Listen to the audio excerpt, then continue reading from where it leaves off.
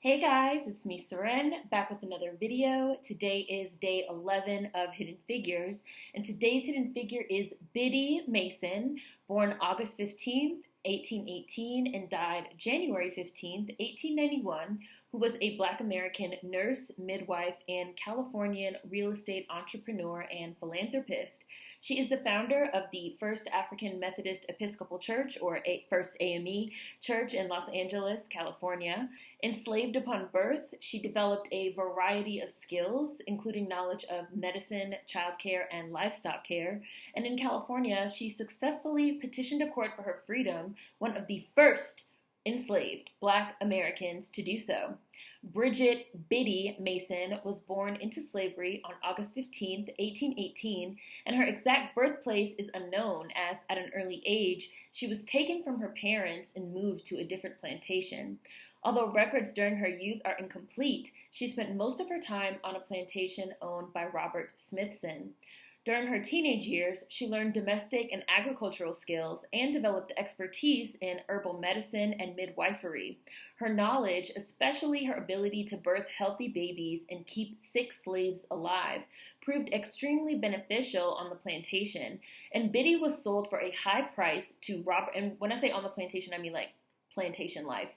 And Biddy was sold for a high price to Robert May Smith and his bride, Rebecca Dorn Smith, in the 1840s.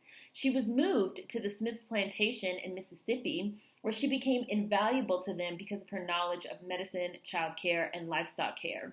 While on the Smiths plantation, Biddy had 3 children: Ellen in 1838, Anne in 1844, and Harriet in 1847, likely products of rape by Robert Smith. Mormon missionaries from the Church of Jesus Christ of Latter-day Saints proselytized in Mississippi, and they converted Smith, his wife, and their 6 children to the Mormon religion in 1847. The Smith household joined a group of other church members in an exodus from Mississippi, following the call of church leaders to settle in the West. The Smiths decided to pilgrimage to Utah with their enslaved, including Biddy Mason, forced to walk the 1,700 miles from Mississippi to Salt Lake Valley. The white settlers traveled in a 300-wagon caravan. During the journey west, Biddy was valuable to the wagon company, organizing travelers, herding cattle, preparing meals, and performing midwife duties while also caring for her own children. They needed Biddy Mason. She was keeping them alive. After reaching Utah, the Smiths decided to continue to travel further west in order to establish a new Mormon community in San Bernardino, California. They did this despite warnings from other Mormons, including their church leader, that slavery was illegal there. As part of the Compromise of 1850, California was admitted into the Union as a free state, and any Black person who resided in the state or was born in the state was free. In 1851, the Smiths and their enslaved arrived in California. They lived there for 5 years, with Biddy Mason and the other enslaved never being made aware of their free status in the state. As backlash grew against the Smiths and white society for owning slaves in California, in 1856, Smith decided to move to the slave state of Texas and sell his slaves off there. Fearful of being separated from her children, Biddy informed 2 Black men, Charles Owens and Manuel Pepper, of Smith's plans to move them all, and the men gathered a band together, contacted the sheriff, and served Smith a court order for illegally keeping slaves in California. Upon learning of the laws in her state, Biddy Mason petitioned a Los Angeles court for her freedom and for the freedom of her extended family of 13, one of the first Black Americans to sue for their freedom. Mason was not allowed to testify in court as California law prohibited Black people from testifying against whites. And Smith initially claimed that Biddy and her children were his family. Sir, you raped her. Those children are the product of rape. Your family. White people. He also bribed her lawyer not to show up. But after Smith failed to appear in court himself on January 21st, 1856, the judge presiding over the case, Benjamin Ignatius Hayes, freed Biddy and her family members. In 1860, Mason received a certified copy of the document that guaranteed her freedom. Biddy had no legal last name when she was enslaved and picked the last name Mason for herself, likely after the Freemasons' Black fraternal organization. After becoming free, Mason and her daughters moved in with the Owens family in Los Angeles. Her daughter Ellen would eventually marry Charles Owens, whose father was a well-known Black Los Angeles businessman. Mason worked in LA as a nurse and midwife, delivering hundreds of babies and utilizing her knowledge of herbal remedies to care for those affected by the smallpox epidemic in Los Angeles.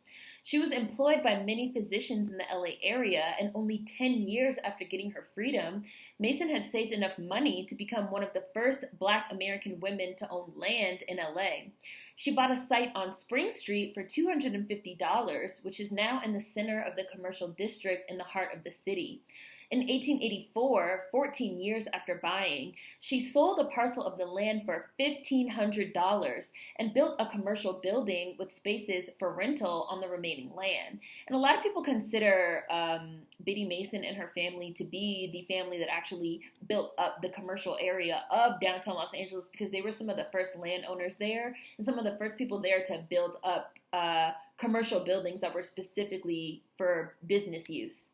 As a realtor and businesswoman, she amassed a relatively large fortune of nearly $300,000, which I wonder, this is the 1800s, so if one of you wants to do the calculations, I know some of y'all are into that as to how much that would actually be worth, but as a businesswoman, she amassed a relatively large fortune of nearly $300,000, which she donated generously to charities for the poor and prisoners.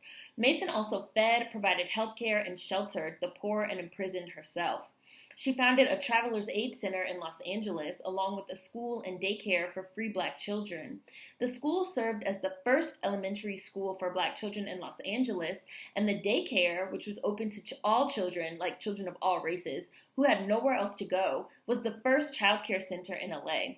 Because of her kind and giving spirit, many called her Auntie Mason or Grandma Mason. In 1872, along with her son-in-law, Charles Owens, Mason's was a founding member of the First African Methodist Episcopal, or First A.M.E. Church of Los Angeles, the city's first and still oldest Black church. First A.M.E. does remain active to this day as the oldest Black church in LA, and the organizing meetings were held in her home on Spring Street. She also donated the land on which the original church building was built. Mason spoke fluent Spanish and was a well-known figure in the city. Her descendants remain noted Black figures in the community, including her grandson, Robert Owens, who engaged in politics and real estate, building Owens Block, a 2-story brick building unit on Broadway in the early 1890s. It became the first Black-owned business building in downtown Los Angeles and housed numerous Black-owned businesses throughout the 20th century. After Mason's death on January 15, 1891, she was buried in an unmarked grave in Evergreen Cemetery in the neighborhood of Boyle Heights. On March 27, 1988, in a ceremony attended by the mayor of Los Angeles and about 3,000 members of the First A.M.E. Church, the grave was marked with a tombstone. While the original building was demolished, her former church site is the location of the Biddy Mason Park, a Los Angeles city park and site of an art installation describing her life. Biddy Mason's Place, A Passage of Time, is an 82-foot-long concrete wall with embedded objects that tells the story of her life. Thursday, November 16th, was declared Biddy Mason Day in Los Angeles in 1989, and on that day, the art memorial of her achievements was unveiled. Mason is also an honoree in the California Social Work of Distinction.